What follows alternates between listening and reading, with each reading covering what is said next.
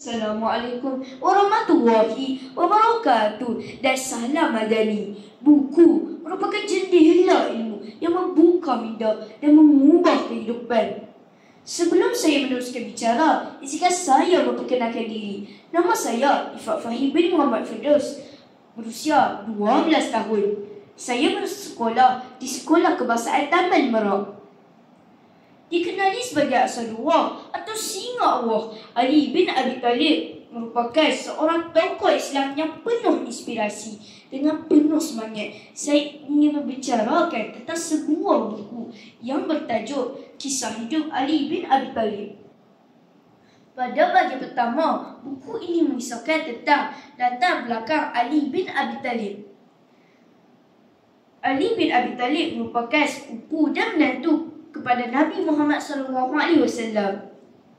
Beliau dibesarkan di rumah baginda, berkahwin dengan Fatimah Az-Zahra dan dikurniakan 4 orang anak.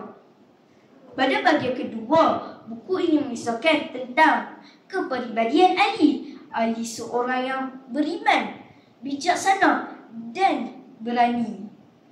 Beliau antara orang yang pertama memeluk Islam ketika berusia 10 tahun. Pada bahagian ketiga, keempat dan kelima mengisahkan tentang perjuangan Ali dalam Islam. Ali menghadapi banyak cabaran seperti Perang Jamal dan Perang Siffin. Pada 19 Ramadan 661 Masihi, Ali telah diserang di Masjid Kufah ketika menunaikan solat subuh dan meninggal dunia 2 hari kemudiannya.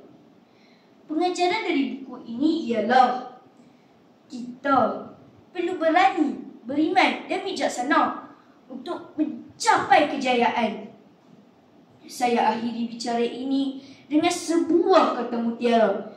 Ilmu lebih baik daripada harta. Ilmu menjaga kamu, sedangkan harta kamu yang perlu menjaganya. Sekian, terima kasih.